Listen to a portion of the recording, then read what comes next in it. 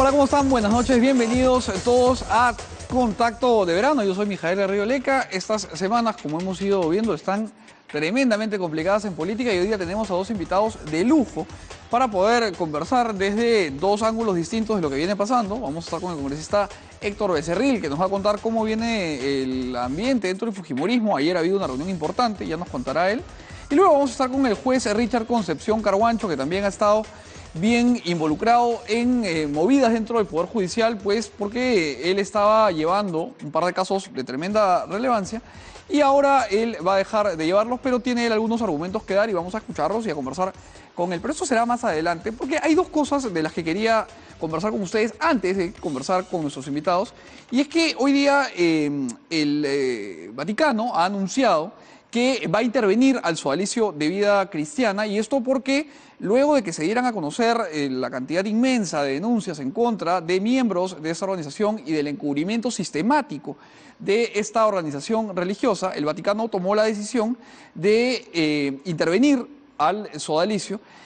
Ha nombrado a un obispo colombiano para que no solamente intervenga en cuanto a lo que tiene que ver con lo religioso del sodalicio, sino también con lo financiero. Y esto, nos imaginamos, calza con la llegada del Papa, y esta es una buena noticia, por supuesto. Aquí está el comunicado que ha respondido el sodalicio al comunicado del Vaticano. Y esto es, pues me imagino, el resultado de muchos años de trabajo de quienes investigaron, de quienes denunciaron y además de, lamentablemente, quienes alzaron su voz luego de haber sido víctimas. Hablando sobre este tema, mañana nos va a acompañar Pedro Salinas, que fue quien de alguna manera tocó la campana junto con Paolo Vaz y la publicación de su libro Mitad monjes, mitad soldados, para entender un poco de qué se trata esta intervención desde el Vaticano. Así que ustedes no se pueden perder esa conversación de mañana. Y por otro lado, ya para ponernos un poquito mejor humor, antes de recibir al congresista Becerril, pasó algo que está interesante. El alcalde de Surco le pidió a los ladrones, a los delincuentes, a los zampones, que por favor, mientras el Papa esté en Lima, se abstengan de cometer fechorías, que por favor no delincan. Ya cuando el Papa se vaya, uno regresa directamente a todo lo que es la delincuencia común. Pero bueno, me imagino que fueron declaraciones bien intencionadas del alcalde, y luego el alcalde conversó con nuestro colega, con Jimmy Chenchay, y le dio una explicación de por qué había dicho esto. Vamos a escucharlo. Una petición quizás un poco cándida, pero sí en el fondo que va del todo mi catolicismo, que busca de alguna forma hacer revaler nuestro séptimo mandamiento: no robarás. Y aunque a algunas personas les pueda parecer que el alcalde es iluso, hasta insultos he tenido en las redes, sí, pues creo que las armas sí sirven para combatir la delincuencia, pero también la fe y la vocación como alcalde, a pesar de toda la logística que tenemos en contra de la delincuencia, también va a ser de reflexión para los delincuentes que, mal encaminados peruanos, pueden aprovechar la visita del Santo Padre para... Bueno, está la justificación del señor alcalde de Surco. En todo caso, yo me sumo a su pedido, señores delincuentes, por favor, absténganse mientras el Papa esté en Lima, no sean traviesos, no estén cometiendo sus fechorías, ya después regresan y se ponen al día con lo que corresponda. Vamos a hacer un primer corte comercial y regresamos con Héctor Becerril para conversar sobre el clima dentro de la bancada fujimorista. Corte y volvemos. Bienvenidos de vuelta a Contacto de Verano. Ahora sí estamos con el congresista Héctor Becerril, que nos acompaña. Lo primero, feliz año, congresista. Nos contaba usted que tuvo unos días de, bueno, como corresponde, de descanso a fin del año pasado. Estuvo en su semana de representación, salió. ¿Cómo recibió este año que acaba de arrancar? ¿Qué tal, Mijael? Sí, efectivamente, estuve fuera de Lima algunos días. He regresado el día domingo. Y bueno, justo para un pleno el día de ayer. Mañana también tenemos otro pleno. El 12 ya debe terminar la legislatura. Pero bueno, eso es un decir, porque finalmente seguimos trabajando en comisiones, seguimos trabajando en la comisión permanente. El trabajo del Congreso nunca termina. De acuerdo, y estos días de descanso, de reflexión, en los que usted me decía que ha tenido un poco más de perspectiva, justamente, ¿qué reflexiones le han permitido consolidar? ¿Qué reflexiones sobre el año pasado? ¿Con qué se queda del año pasado? Bueno, en realidad ha sido un año bastante complicado, un año prácticamente, si hablamos de temas económicos, yo diría un año perdido. Bien en perspectiva vemos que es un gobierno que lamentablemente no tiene un norte, no tiene un horizonte, no tenemos un presidente liderando al país, liderando el crecimiento, liderando la lucha contra la corrupción, no tenemos un presidente liderando la inseguridad ciudadana. Yo lamentablemente veo un panorama bastante incierto en lo que se refiere al país. Y esto de cara a lo que viene, dice usted, de cara al 2018. Sí, ¿Este obviamente. nuevo gabinete no le ha cambiado la perspectiva? ¿Cree que no ha sido una buena elección de los nuevos ministros? Yo creo que basta darnos cuenta de que se tomaron prácticamente 2 semanas para poder elegir el gabinete en una situación muy complicada, porque entendemos pues de que es muy difícil que alguien pueda entrar a esta aventura, a este gobierno. Tenemos un presidente seriamente cuestionado, desde mi punto de vista incapacitado moralmente para gobernar el país. Si bien es cierto, se salvó de la vacancia, pero eso no cambia las cosas. Está clarísimamente demostrado que él recibió pues dinero de la empresa Odebrecht siendo ministro, siendo premier, siempre siendo presidente de Proinversión. Así es que yo creo que él lamentablemente priorizó quedarse entornillado en el cargo, cuando yo creo que lo mejor hubiese sido que él renuncie y que asuma el vicepresidente Vizcarra. Yo creo que hubiese habido por lo menos mayores esperanzas de salir adelante.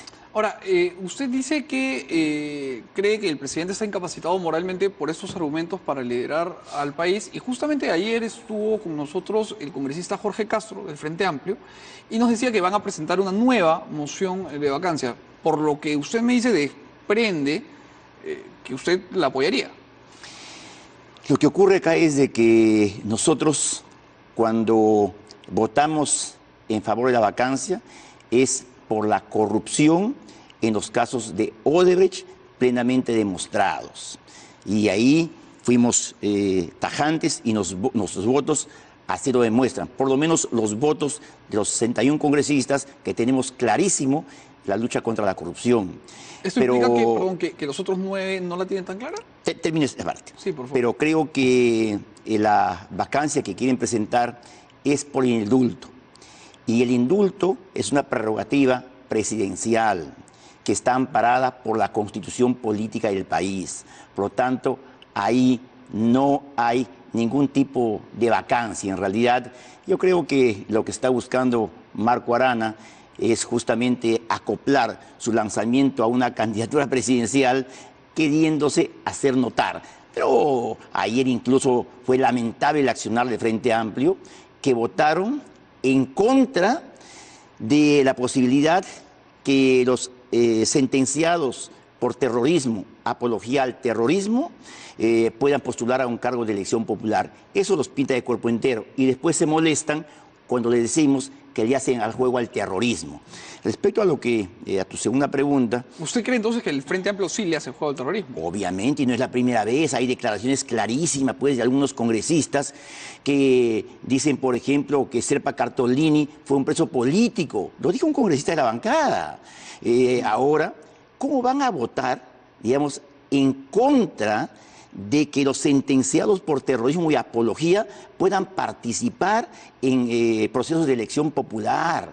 Eso es gravísimo. Y obviamente dejan pues notar al país su sesgo ideológico que no lo pueden ocultar muchas veces, ¿no? Ahora, congresista, yo le preguntaba hace un ratito por estos 61 congresistas que dejan fuera del saco a 9, y justamente el día de ayer ustedes como bancada celebraron una reunión para, de alguna manera, encauzar un proceso disciplinario a estos 9 congresistas que, de acuerdo, tengo entendido, nos enteramos por Twitter, abandonaron la reunión por violencia verbal, es lo que dijo Kenji Fujimori.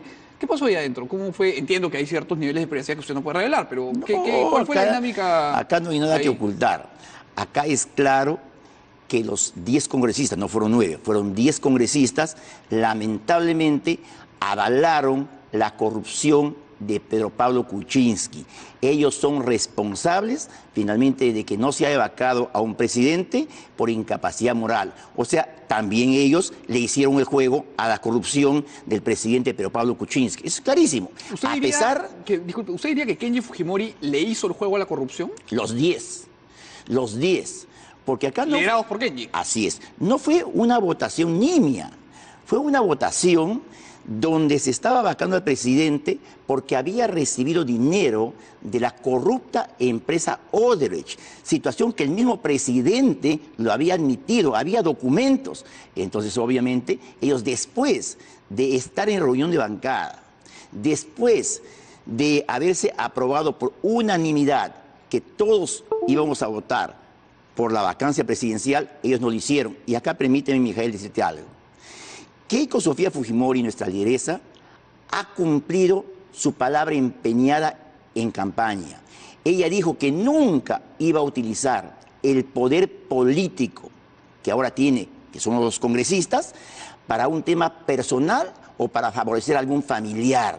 Y eso ha quedado absolutamente demostrado. No es el caso de los 10 congresistas que, bueno, han tenido seguramente otras motivaciones, pero que seguramente en este proceso disciplinario que me preguntabas, que anoche, por unanimidad, que quede claro, para aquellos que dicen que dentro de la bancada todavía hay personas que se van a ir con Kenji, ha sido aprobado por unanimidad abrirles proceso disciplinario a los 10 congresistas. Ahora, me dice usted que se tomó el acuerdo de votar de manera de bloque, colegiada, todos antes de la votación. La semana pasada yo conversé con el congresista Clayton y él me dijo que no había este acuerdo y que más bien ejercer un voto de conciencia. Bueno, ellos han ido cambiando su versión a medida que han pasado los días. Inicialmente dijeron que habían votado en contra de la vacancia por la gobernabilidad del país. Luego han salido anoche al unísono ya, consensuados en la reunión, a decir que han votado en un voto de conciencia. Entonces yo pregunto, ¿la conciencia les remordió después de votar? Porque en todo caso, ¿por qué lloró Kenji Fujimori de la mano de su asesor Alexei? ¿Por qué lloró la congresista Marita Herrera? ¿Por qué se abrazaron alborozadamente por el resultado? Porque la conciencia, el voto de conciencia, no sé, ¿pasó algo ahí? Entonces, O sea, ¿está usted infiriendo que estaban llorando, celebrando anticipadamente el trueque del indulto? ¿Eso es lo que usted está diciendo? No estoy diciendo el trueque del indulto. Yo estoy convencido que algo transaron, algo negociaron, no sé qué cosa. Pero finalmente, si ellos después de esa votación, Kenji sale llorando, luego Marita Herrera sale llorando, se abrazan alborozadamente, es por la gobernabilidad. Pues no somos tontos. Ellos en este proceso disciplinario tienen que explicar por qué transaron con la corrupción. Un tema personal, un tema de qué índole. Eso tienen que decirlo. Ahora, el expresidente Alberto Fujimori, que ahora está en libertad, ha avalado de alguna forma las acciones de Kenji.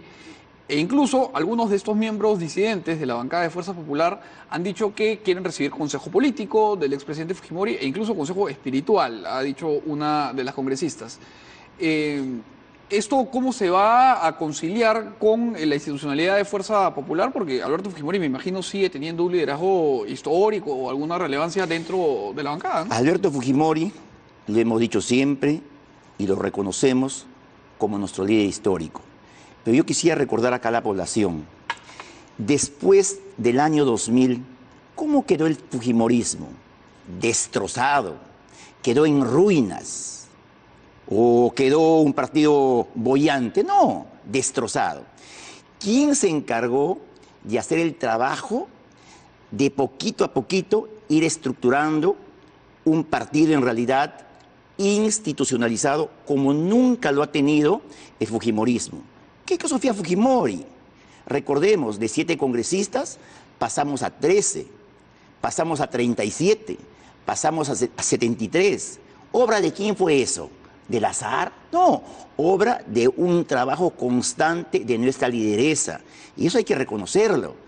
Entonces, acá no hay dudas respecto del liderazgo presente y futuro de Keiko Sofía Fujimori. Ahora, pero de alguna manera lo que Keiko hizo, y aquí no se le puede quitar mérito, estoy de acuerdo con usted, fue institucionalizar un capital político que había quedado desperdigado por el país en base al gobierno de su padre. Entonces, de alguna manera, desasociar el capital político de Alberto Fujimori con la institucionalización posterior hecha por Keiko es complicado, ¿no? Hay una impronta bien importante del gobierno de Fujimori, ¿no? Nosotros no vamos a negar, y en realidad nos sentimos bien por lo que significó el gobierno de Alberto Fujimori en lo que respecta a lucha contra el terrorismo, la paz externa con Ecuador, control de la hiperinflación, entrada al sistema financiero internacional, es decir, logros importantísimos. Pero no te olvides que también hubo circunstancias graves en el gobierno, delitos que cometieron, y por los cuales algunos han estado pagando condenas, pero si el capital del fujimorismo en esas instancias hubiese sido el de ahora, entonces de inicio no hubiésemos tenido 7 congresistas, hubiéramos tenido los 73. Entonces es innegable que el trabajo y el esfuerzo de que ahora Fuerza Popular es el primer partido y el partido más importante del país, es una obra, un trabajo de Keiko Sofía Fujimori y de un entorno que ella supo escoger para ir avanzando e institucionalizando a nuestro partido. ¿Cuál cree usted que fue el principal acierto del gobierno de Alberto Fujimori? Me ha dicho algunos, pero el más importante. Y yo creo que la lucha contra el terror. Si es que Alberto Fujimori no hubiese tenido como política de Estado, no hubiera tenido el valor de enfrentar al terrorismo, no estaríamos acá nosotros compartiendo. No habría el Congreso de la República. Seguramente estaríamos en un régimen del terror implantado por el genocida de Abimael Guzmán Reynoso. ¿Y cuál cree que fue el peor error o el peor delito? Porque también ha mencionado un poco de eso. Yo creo que dentro de los problemas que se tuvo fue el rodearse de personas, por ejemplo, como Vladimiro Montesinos, que desnaturalizó todo lo bueno que se ha hecho. Porque ahora, si nos ponemos a analizar cierta prensa, no recuerdo las cosas buenas de Alberto Fujimori. La prensa, los de izquierda, los caviares, solamente recuerdan los hechos, los delitos que se cometieron y los hechos, bueno, que no estuvieron bien. Pero yo quisiera... Además, Montesinos tenía la costumbre de grabarlo en video, ¿no? Entonces, digamos que es fácil recordarlo. Entonces, quizá por eso también hay un poco de resaca de los 90. Yo en realidad quisiera mirar el futuro de nuestro partido con fe, con esperanza. Un partido fujimorista por primera vez institucionalizado. ¿Y cree que es posible, digamos, superar este impasse con estos congresistas disidentes o cree que ya la cosa se parte? Tampoco es que el tema que esos 10 congresistas finalmente vamos a ponernos en el hipotético caso que renuncien. Fuerza Popular va a desaparecer. Al contrario, nosotros vamos a seguir trabajando, legislando, representando, fiscalizando, como bien hemos hecho. No, pero le digo, a ver, usted ha estado en esta reunión de anoche y hemos visto por lo menos reacciones a eso, ¿no? Escuchamos las declaraciones de Francesco Petrosi, leímos a Leila Chihuán, leímos a Kenji Fujimori. ¿Cree usted que hay un camino hacia un fujimorismo que concilie a estas dos facciones, evidentemente una más grande que la otra, o ya no hay vuelta atrás, esto se fue a la vez? Yo creo que producto de este proceso disciplinario va a haber seguramente, y no puedo decir más que esto, porque finalmente, posiblemente, si alguno es sancionado o expulsado y presentan algún reparo a esto, esto va a llegar a la segunda instancia, que es el pleno de la bancada, y yo también voy a votar. Entonces yo creo que va a haber seguramente una gradualidad de sanciones, pero no solamente el hecho es la gravedad de haber transado con la corrupción. El hecho es que también, además de eso, en los días venidos y hasta ahora, hay congresistas que siguen mintiéndole al país, que siguen denostando de Fuerza Popular. ¿Cómo quién, por ejemplo? Lo que van diciendo, por ejemplo, mintiendo de que anoche fueron agredidos verbalmente. Ese ha sido Kenji Fujimori. Y eso no es cierto. Para comenzar, Kenji no ha estado en realidad en la sesión, porque está suspendido sus derechos. Entonces, seguramente le han contado mal el tema. lo que a ellos se les ha pedido un deslinde claro por qué votaron de la forma como lo hicieron. Y como nos dijeron que era por un voto de conciencia, tampoco somos tontos. Se les exigió que digan la verdad. Finalmente, como no pueden sostener un debate, porque no tienen argumentos, ¿qué hicieron? Se fueron. El que tiene argumentos espera, da su descargo como lo hicieron, refuta, pero como no tienes argumentos y tus argumentos son falaces, terminas huyendo como lo han hecho ellos anoche. Ahora, yo le preguntaba antes si veía usted alguna posibilidad de reconciliación y ahora usted me dice que estos congresistas han hecho dos cosas. Han avalado la corrupción y le han mentido al país de manera sistemática, que en todo caso son las dos cosas que ustedes consideran que eran los argumentos por los cuales había que vacar a Kuczynski.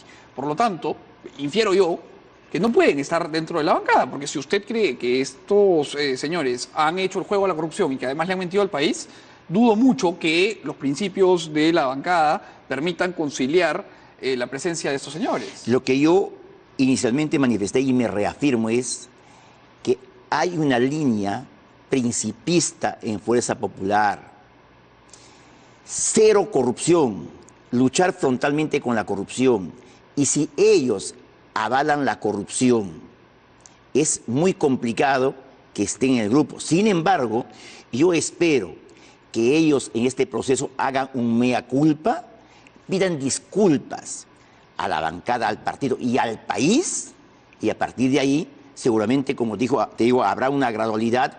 Unos posiblemente sean expulsados, otros posiblemente tengan algún tipo de sanción, pero yo espero que no todos, digamos, finalmente puedan irse de Fuerza Popular. Yo espero que alguno de ellos seguramente va a tener la posibilidad de pedir disculpas y darse cuenta de la gravedad de los hechos, y posiblemente hay alguno que se pueda quedar, ¿no?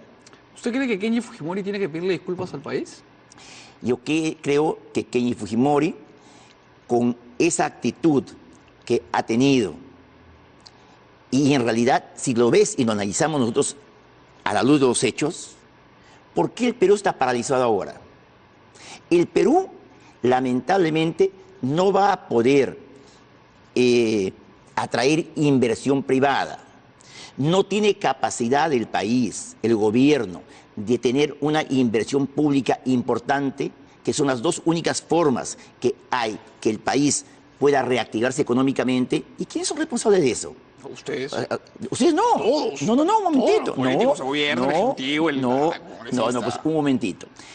El manejo ejecutivo lo tiene el gobierno. Claro, pero digo, el Estado en su conjunto, ¿no? Un momentito, pero cada uno es su responsabilidad.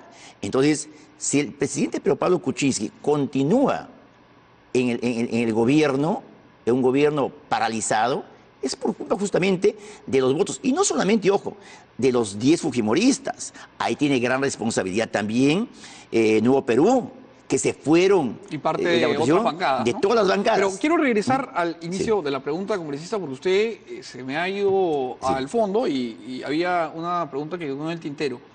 ¿Usted cree que Kenji Fujimori tiene que disculparse frente al país? Kenji Fujimori y los 9 congresistas que votaron en favor de la corrupción sí le deben disculpas al país. ¿Y cree usted que le deben disculpas a la bancada, a la institucionalidad de Fuerza Popular? Ya lo dije, a la bancada, al partido y al país.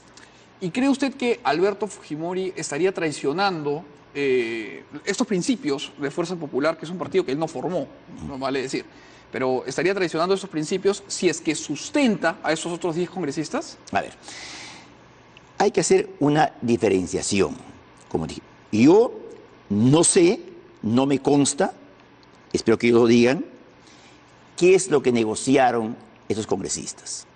Aparte de ello... ¿Pero usted está seguro que algo negociaron? Obviamente que sí, o sea, no van a cambiar su voto, no, ya te expliqué cuál fue la connotación. Sí. Yo creo que todos los fujimoristas, todos, estamos contentos, nos alegra que Alberto Fujimori por fin haya obtenido su libertad. No fue la forma más adecuada, sí, pues, no fue la forma adecuada, pero sí estamos contentos por él, que ya al fin está fuera de prisión. creo que juzgar a Alberto Fujimori no es correcto. Habría que estar, como siempre digo, en sus zapatos. Yo creo que después de 12 años de un encarcelamiento, desde mi punto de vista, no por hechos, sino por teorías. ¿A qué se refiere usted? ¿A la autoridad inmediata? Así es. Pero y el secuestro agravado y a los 15 millones a Montesinos no son teorías congresistas, eso es un hecho concreto. Y pregunto yo, ¿y por eso iba a estar sentenciado 25 años, como se le impuso? Bueno, pero no ha cumplido los 25 años. Pues se le indulto, obviamente. Pero yo creo que acá, lamentablemente, no solamente fue el tema de la autoría inmediata, porque también recordemos que César San Martín, para poder finalmente sentenciarlo, tuvo que hacerse, si se quiere, apoyar, asesorar por otros abogados, incluso que estaban en España. O sea, fue todo un complot finalmente, ¿no? Pero los jueces hacen eso. Los jueces comparten criterios no. antes de emitir no una sentencia en la parte... en la parte declarativa, sí. No, Mijael, si tú lees los correos, te vas a dar cuenta perfectamente que antes de que se inicie el proceso, San Martín ya tenía cómo sentenciarlo. Decía, pero si vamos por esta línea, no lo vamos a poder sentenciar. Pero hay que ver de qué manera lo sentenciamos. Toda esta discusión, de acuerdo, válido recordarlo, es en cuanto a la autoría inmediata. Así es. Pero también Fujimori fue preso por secuestro agravado en 2 casos y por darle 15 palos a Montesinos, ¿no? Secuestro agravado, en realidad, si nos vamos a poner a discutir cada tema, todo es muy discutible. Yo, por ejemplo, no estoy de acuerdo que hubo secuestro agravado. ¿Qué secuestro agravado es? A un señor que lo iban a declarar y finalmente le dan todas las comunidades para que se comunique con los que quieran comunicarse, le traen el almuerzo, tenía todas las facilidades. Yo no creo eso. O sea, fue un secuestro ¿cómo? Pero yo no creo que sea un secuestro. Yo creo finalmente lo llevaron a declarar, obviamente, temas que podemos discutirlo. ¿Y el billetín a Montesinos? Sí, hay temas que merecían una sentencia seguramente, pero no de la gravedad de autoría inmediata, de complicarlo a él en temas de Cantuta, Barrios Altos. Entonces todos los presidentes hubiesen terminado en la cárcel, pues finalmente, ¿no? De acuerdo. Le voy a pedir un favor, congresista, Sí. que es que hacemos un corte y regresamos para seguir conversando. Corte y regresamos aquí en Contacto de Verano.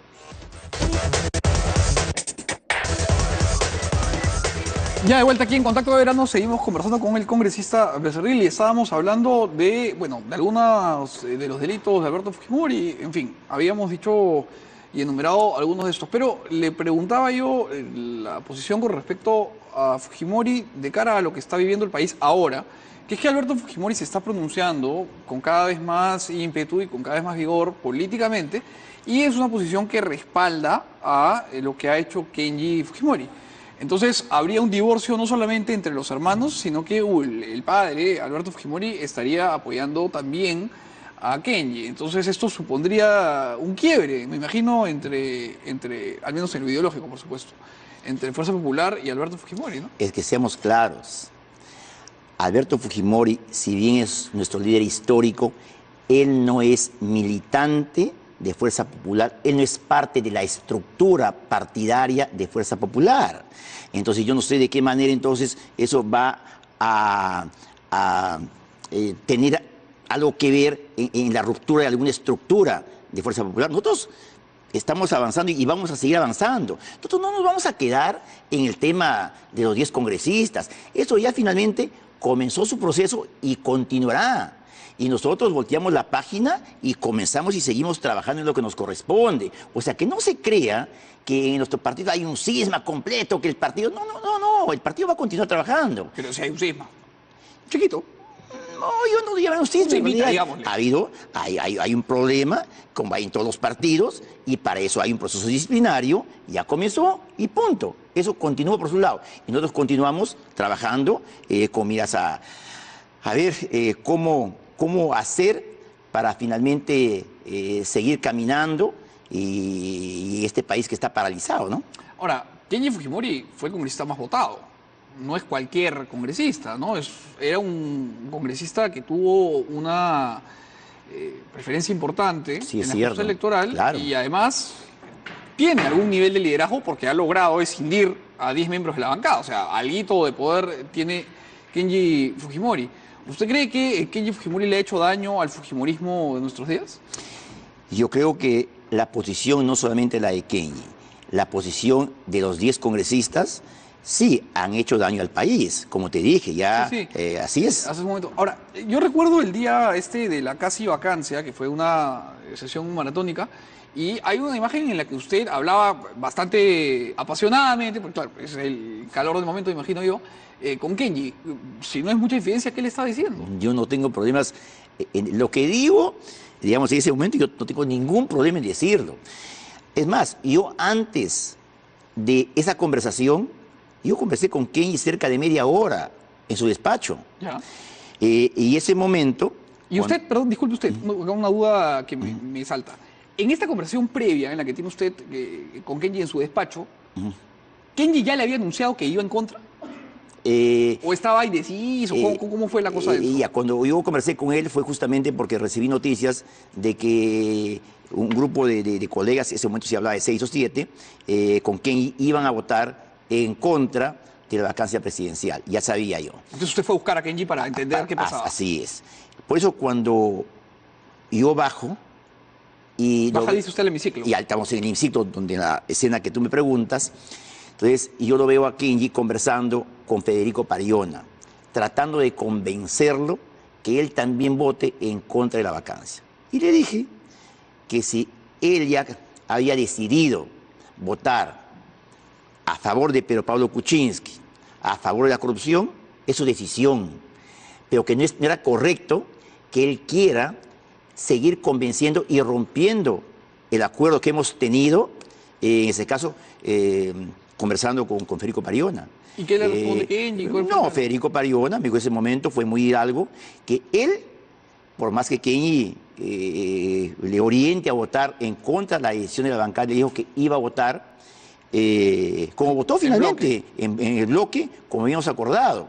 Eso fue lo que conversé yo con Kenji Fujimori en esos momentos. Pero lo hizo en un tono alto, digamos, se subió el volumen de la conversación. Si tú ves, mi conversación fue calmada, como digo, porque yo había conversado con él y yo sabía perfectamente, lo que estaba pasando. y sabía perfectamente que Kenji ya había decidido votar como votó.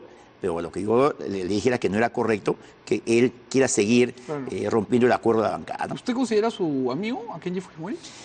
Es un compañero de bancada. Nunca ha habido la posibilidad de tener una amistad con él. No lo considero mi amigo en realidad. ¿Lo admira? No. ¿Lo respeta?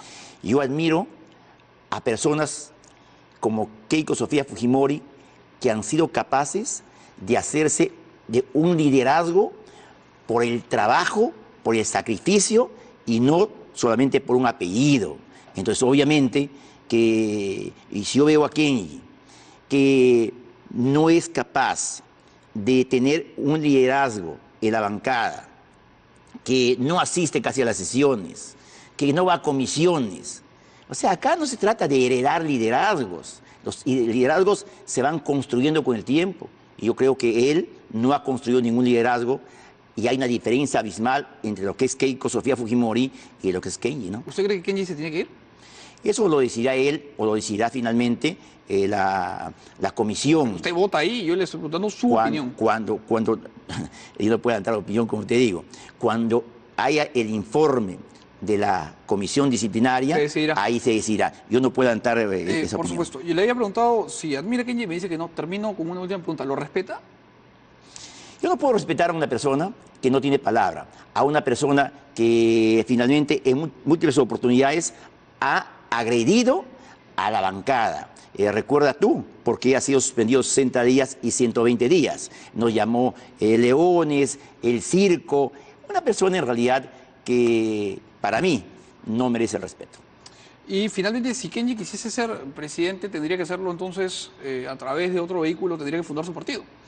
No lo sé. Lo que es cierto, que yo jamás participaría en un partido político donde él tenga el liderazgo.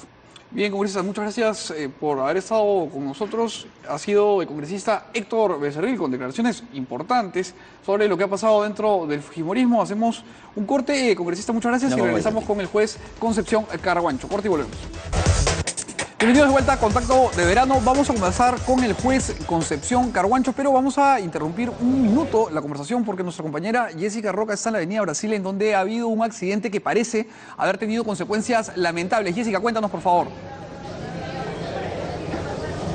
Así es, Mijael, buenas noches. Estamos justamente en la avenida Brasil con el cruce de la avenida La Marina, en este conocido puente que lamentablemente ha sido protagonista de varios accidentes. En este caso es este vehículo de la empresa Etracpexa que, según narran algunos testigos, ha estado en correteos y lógicamente no ha medido la altura de este puente, y a la velocidad que ha pasado se ha quedado empotrado en esta parte. Lamentablemente todo lo que es la parte superior del vehículo terminó por romperse. Jessica, ¿cuántos heridos hay? Alguno de los una de las personas pasajeros que se encontraban dentro del vehículo. El vehículo estaba lleno, habían pasajeros que estaban parados, otros sentados, y como saldo han quedado 27 personas heridas, algunas de gravedad y otras que son policontusas, que han sido llevados al hospital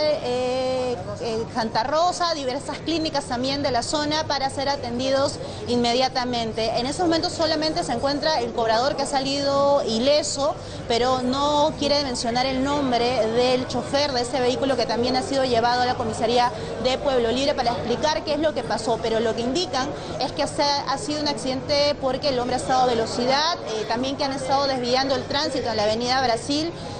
Pero lamentablemente resultaron heridas varias personas, entre ellos personas de avanzada edad. Estás viendo ahí cómo ha quedado el vehículo, Jessica, sí, toda la parte superior del vehículo totalmente destruida. Aquí se han desplazado aproximadamente 13 unidades de bomberos que de forma inmediata han ayudado a los pasajeros a estabilizarlos con las ambulancias y luego llevarlos a los hospitales y clínicas de alrededor de Pueblo Libre. Es la información que tenemos aquí, Mijael.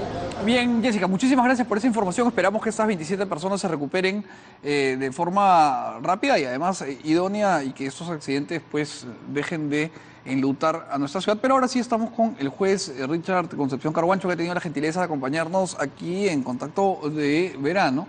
Y el tema, evidentemente, doctor, es comprender un poco qué es lo que ha pasado, porque usted estaba haciendo la punta de la lanza, digamos, de una serie de procesos tremendamente importantes para el país y para poder encauzar la lucha contra la corrupción, y hoy usted, por cuestiones internas del Poder Judicial, ha perdido algunos de los casos que estaba llevando. ¿Cómo siente usted que se ha dado esto? ¿Cuál cree que han sido los motivos? ¿Siente que es lo correcto? Bueno, ante todo, buenas noches, Mijail. Un saludo a toda vuestra teleaudiencia. Bueno, el tema se resume en algo central. Es un tema que tiene que ver con la competencia de los jueces de la Sala Penal Nacional. Como es de conocimiento público, ha salido una resolución administrativa sobre el estatuto de la Sala Penal Nacional. A ver, doctor, pero la Sala Penal Nacional, para quienes no conocemos bien el derecho, a pesar de que yo lo estudié, pero con las justas me gradué, explíquenos qué es esto de la Sala Penal Nacional. ¿Qué significa ser miembro de la Sala Penal Nacional? Bueno, es un órgano especial del Poder Judicial que ve casos de criminalidad organizada con repercusión nacional o internacional. O sea, podemos decir que es el máximo ente para ver temas de criminalidad organizada en el país. Exactamente, es un órgano especializado que ve temas de criminalidad organizada. Pero hay que tener en cuenta que también se ha creado de manera paralela un sistema nacional anticorrupción, que también ve casos de criminalidad organizada, pero ve temas, entiendo yo, vinculados a delitos contra la administración pública. ¿Y no hay ningún tipo de yuxtaposición entre las funciones y las jurisdicciones de ambas salas? Justamente este es el punto que ha generado controversia en su momento y que ha sido materia, digamos, de pronunciamiento por parte de los jueces de la Sala Penal Nacional. Bueno, yo lo interrumpí para pedirle esta explicación, pero nos hablaba usted de que ha habido un cambio en el estatuto, ¿y ahí qué pasó? Bueno, en el estatuto de la Sala Penal Nacional se ha establecido, digamos, que todas las plazas de magistrados de la Sala Penal Nacional están saliendo a concurso por el Consejo Nacional de la Magistratura. Pero por encima de eso hay dos temas muy puntuales que tienen que ver con la competencia de los jueces. Lo primero es que este estatuto está ampliando la competencia de la Sala Nacional Anticorrupción. Básicamente está ampliando para casos de delitos conexos y para temas de lavado de activos cuyo delito fuente vendría a ser delitos de corrupción de funcionarios. Me explico. Un caso, por ejemplo, para entender el tema de los delitos fuentes, sí, hay que tener en cuenta o hay que tener en claro cuáles son las competencias tanto de la Sala Penal Nacional como de la Sala Nacional Anticorrupción. O sea, ¿qué va en cada una? ¿Qué va en cada uno? Correcto. Debe quedar claro que ambos sistemas ven temas de criminalidad organizada de alcance nacional o internacional. Cuando hablamos de alcance nacional o de repercusión nacional, entendemos que el caso tiene una repercusión que va más allá de un distrito judicial. Correcto, ya. Y cuando hablamos de la repercusión internacional, obviamente cuando el tema tiene, digamos, cuando el delito prácticamente no solamente tiene repercusión a nivel nacional, sino también a nivel internacional. Básicamente temas de tráfico ilícito de drogas. Ya, ok. Muy bien, quiero que se entienda de manera clara de que paralelamente el Sistema Nacional Anticorrupción también ve casos de criminalidad organizada en materia de criminalidad organizada, valga la redundancia, pero el punto central de diferenciación es que la Sala Nacional Anticorrupción solo conocería, de acuerdo al decreto legislativo 1342, que es una norma jurídica con rango de ley, solo conocería delitos contra la administración pública. Correcto. Entendí. En cambio, la Sala Penal Nacional tiene, digamos, un espectro más amplio de operación. Comprendería todos los casos, con excepción de los delitos contra la administración pública. Pero entonces entre estas dos salas habría una relación de género y especie, porque una podría conocer los casos de la otra, porque, digamos, si es un caso de repercusión pública, nacional o internacional, que tiene que ver con un asunto vinculado a una afectación al erario público, que tendría que ser conocido por la Sala Anticorrupción, finalmente, lo que usted nos ha descrito, que es la esencia, el contenido material de la Sala Penal, también podría conocer ese delito. No, hay que quedar claros. La Sala Nacional Anticorrupción conocería criminalidad organizada solo de casos de delitos contra la administración pública. Y la Sala Penal Nacional, los demás casos, con excepción de los delitos contra la administración pública. ¿Cuál es el tema que se ha presentado? El Estatuto de la Sala Penal Nacional está ampliando la competencia de casos que debe ver el Sistema Nacional Anticorrupción. Los delitos conexos y delitos de lavado de activos cuyo delito fuente es corrupción de funcionarios. Me explico. Imaginemos un caso de delito conexo. Por lo general los casos no son químicamente puros. Por lo general, por ejemplo, un caso determinado puede ir un delito de corrupción de funcionarios, adicionalmente un delito de lavado de activos, por ejemplo. O sea, imaginemos un caso donde se ve al mismo tiempo un delito contra la administración pública y a la vez un delito de lavado de activos. Que suele ser, ¿no? Uno paga una coima y el coimero pues lava la plata. Pero en principio, el delito contra la administración pública, en principio, ¿quién lo vería? La Sala Nacional Anticorrupción. Y el delito de lavado de activos, ¿quién lo vería? La Sala Penal Nacional. Y en esos casos de delitos conexos, hay una regla procesal que está en el propio Código Procesal Penal que establece de que como aquí se ha producido un caso de delitos conexos, lo debe conocer el órgano jurisdiccional que conocería el delito más grave. Que en este caso sería lavado de activos. Correcto. Y entonces debería conocer este caso la Sala Penal Nacional. Y el otro caso tendría que ver con el tema del lavado de activos. El lavado de activos lo conocería la Sala Penal Nacional. Pero ¿qué pasa con el estatuto? Y aquí quiero ser claro. El estatuto ha ampliado la competencia de la Sala Nacional Anticorrupción. ¿Y qué cosa ha dicho? Respecto a los delitos conexos, por más que haya un delito contra la administración pública y otro delito distinto al delito contra la administración pública, en ese caso lo debe conocer la Sala Nacional Anticorrupción. Es decir, le está ampliando casos. Ya, y en disculpe usted que lo corte, pero acá el tiempo vuela y usted en esta, digamos, yuxtaposición, en este cruce de competencias de estas dos salas, ha pasado de liderar procesos que estaban pues siendo, quizá, digámoslo sin ningún problema, los más importantes de la lucha contra la corrupción de los años anteriores, a quedar un poco fuera de juego. ¿Usted cómo se siente, no le digo jurídicamente, sino como persona, de haber liderado este esfuerzo a pasar un poco ahora a esta incertidumbre de para dónde continuará su función? Bueno, quiero un poco, para cerrar un poco la idea, este estatuto ha ampliado la competencia, digamos, de la Sala Nacional Anticorrupción para que en caso de delitos conexos, si hay un delito contra la administración pública, lo conozca la Sala Nacional Anticorrupción. Sí.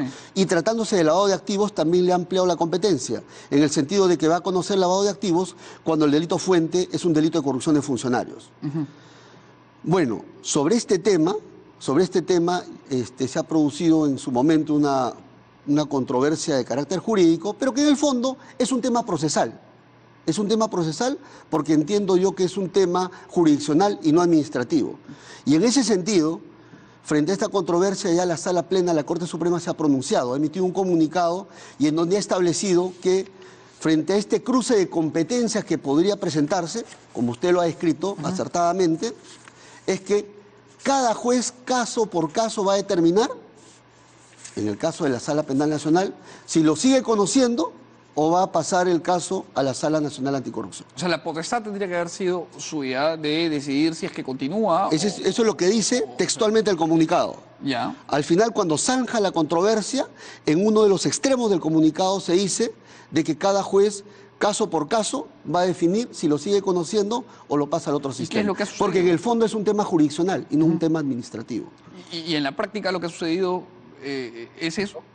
Bueno, yo tan solo puedo pronunciarme sobre un caso en donde ya emití un pronunciamiento. Pero respecto a los demás casos, eso lo tengo que ver caso por caso y determinar en su oportunidad lo que corresponda. Pero en el pronunciamiento al que usted hace alusión recibió una respuesta bastante impetuosa por parte del señor Duberlí Rodríguez, que dirige el Poder Judicial, diciendo que no estaba usted en lo correcto y que no debía, en todo caso, sostener el argumento. Incluso habló de desacato. La pregunta regresa a su origen. ¿Cómo se siente usted después de haber liderado los procesos más importantes de este país de cara a la lucha contra la corrupción, a ahora tener que enfrentarse a una declaración por parte del señor Rodríguez de esta índole? Yo creo que más que ser un tema personal, es un tema de carácter jurídico. ¿De competencias procesales, dice De usted? competencias procesales. Al final de cuentas, en eso se resume. Yo creo que en ningún momento es acatado, muy por el contrario, yo me debo a la Constitución, a la ley y al debido proceso. Y en suma, hace poco ya hay un comunicado de la propia Sala Plena de la Corte Suprema que ha establecido que cada juez, como es un tema jurisdiccional, va a determinar si lo sigue conociendo o lo pasa al otro sistema. Ya, pero esto a mí me hace todo el sentido del mundo desde la perspectiva jurídica, y además usted como juez evidentemente tiene que operar bajo los cánones de la Constitución. Pero abandonemos un momentito el trabajo de juez sin, por supuesto, decir cosas que no se deben y hablemos con la persona. Usted ha chambeado durísimo, incluso se han mandado con unas sesiones a las que nos ha obligado a acompañarlo de madrugada, maratónicas, para poder concluir con celeridad ciertos procesos. Y hoy ha quedado de alguna manera relegado de ese trabajo que había empezado y al cual pues, le puso bastante empeño. ¿Qué siente usted con respecto a eso como persona? Bueno, sobre eso quiero ser bien enfático. Por encima del tema personal está, digamos, mi apego y mi respeto a la Constitución y a la ley. Si yo entiendo de que el caso debe pasar a otro sistema, pues lo decidiré en cada caso concreto. Claro está, teniendo en cuenta las reglas procesales que están en nuestro propio ordenamiento jurídico procesal. Bien, Y el tema personal creo que no viene al caso, creo yo, porque al margen de todo no se trata de una preferencia personal, sino lo que establece la Constitución y la ley. Bien, otra pregunta que quería hacerle, doctor, es que en estos últimos años hemos sido los peruanos testigos de una serie de casos en donde se ha dictado prisión preventiva. Usted ha dictado varias y algunos especialistas han afirmado que se está desnaturalizando la figura de la prisión preventiva porque de alguna manera se está empezando a hacer más común que los ciudadanos purguen o empiecen a purgar una condena cuando no han sido condenados y que esto atentaría contra el principio de presunción de inocencia. ¿Cómo ve usted, olvidémonos de los casos concretos porque evidentemente usted no puede hablar de eso, pero desde una perspectiva teórica, esta situación en donde la gente va presa antes de que tenga sentencia? Bueno, hay que tener en cuenta de que el tema de la prisión preventiva es un tema polémico. Siempre lo ha sido, no solamente en el Perú, sino también a nivel de Latinoamérica y también en varios países del mundo. Y bueno, la prisión preventiva es una medida cautelar de carácter personal que se dicta para asegurar la presencia del investigado mientras dure el proceso, para evitar que se fugue o que obstaculice la actividad probatoria. Y obviamente la prisión preventiva solamente se dicta cuando se cumple con sus presupuestos procesales que están establecidos en la propia norma procesal. ¿Pero no le parece que hay un abuso de esta figura? Bueno, el tema siempre es polémico. Hay casos en donde va a meritar seguramente que se dicte, pero hay otros casos en donde no va a meritar seguramente que se dicte. Yo recuerdo, con respecto a este tema, que no solamente era el tema de la posible fuga y la obstaculización del proceso, sino también que el bien jurídico tutelado, que es, digamos, el bien que la ley pretende proteger, se pueda continuar viendo dañado con la libertad de estas personas. Pero ¿no es un poco subjetivo este asunto? Porque, digamos, a ver, si yo digo obstaculizar el proceso o riesgo de fuga, el riesgo de fuga hoy por hoy es bastante posible delimitarlo con un grillete electrónico o con la confiscación de un pasaporte. ¿Cómo interpreta nuestra justicia algo tan subjetivo? Bueno, usted mencionó un tema muy importante y se dice que la prisión preventiva atenta contra la presunción de inocencia. Si seguimos esa lógica de que la prisión preventiva atenta contra la presunción de inocencia, pues en ningún caso se podría dictar una prisión preventiva mientras dura el proceso, porque se entiende que la presunción de inocencia rige durante todo el proceso penal y solamente podría ser enervada con la sentencia condenatoria. Claro, pero hay, me imagino, la lógica jurídica detrás de esto es que hay que ponderar y que en algunos casos amerita y en otros no. Exacto. La pregunta es si no se está haciendo ya demasiado común el uso de esta figura, que puede terminar en un país en donde los ciudadanos van a la prisión sin haber tenido pues la tutela jurisdiccional efectiva, el derecho a la defensa, la posibilidad de defenderse frente a un juez. Un concepto clave para determinar si hay prisión preventiva y para que no se diga que es una pena anticipada es el concepto de peligro procesal. Determinar en cada caso concreto si existen indicadores respecto al peligro de fuga, de elusión a la acción de la justicia o peligro de que el investigado pueda obstaculizar la actividad probatoria, pueda influenciar en un testigo o pueda eliminar a un testigo. ¿Y hay una definición taxativa de cuáles son las causales que llevan a esto o más bien queda en potestad del juez? La propia casa, existe una casación dictada por la Corte Suprema que ha regulado, digamos, el propio Código Procesal Penal ha establecido cuáles son los criterios del peligro de fuga, artículo 12 y 9 del Código Procesal Penal, y los criterios o indicadores del peligro de obstaculización, artículo 270. Pero además la casación de Moquegua ha establecido que este catálogo de criterios no es un listado cerrado, sino pueden ser otros en la medida que pongan de manifiesto el peligro procesal. Entonces, la subjetividad sí es bien amplia, porque en derecho los abogados tenemos dos tipos de listas, ¿no? Las que en latín, los abogados usamos el latín, ponemos números clausus y números apertus. Entonces acá con números apertus significa que hay una discrecionalidad para poder incluir nuevas posibilidades, cosa que permite desnaturalizar la figura. ¿Puede ser? Pero hay algo que usted ha tocado y me parece importante, y es buscar medidas alternativas a la prisión preventiva. Se dice, por ejemplo, que un principio básico que se analiza para establecer si se aplica o no prisión preventiva viene a ser el principio de o el test de proporcionalidad. Sí. Básicamente, el principio de necesidad. Es decir, identificar si existen otras medidas alternativas menos gravosas que cumplan con la misma finalidad. Claro. Si se logra identificar una medida alternativa menos gravosa que cumpla con la misma finalidad, por ejemplo, se aplica esa medida menos gravosa. Por ejemplo, una alternativa para evitar la prisión preventiva sería, pues, de manera estupenda, el grillete electrónico, siempre y cuando se establezca su aplicación para todos los delitos. De acuerdo. Doctor, ha llegado las 12 de la noche, yo le pido mil disculpas, hemos hablado en tiempo, ha sido un gusto conversar con usted y más importante que eso es que espero tenerlo de nuevo para poder desarrollar este y otros temas que están marcando el pulso político de nuestro país en estos tiempos tan encrispados. Muchísimas gracias por estar aquí. No, con todo gusto. Eso ha sido todo por hoy, nos vemos mañana a las 11 de la noche, viene Pedro Salinas para hablar del tema del sodalicio que está tremendo. Chao, hasta mañana.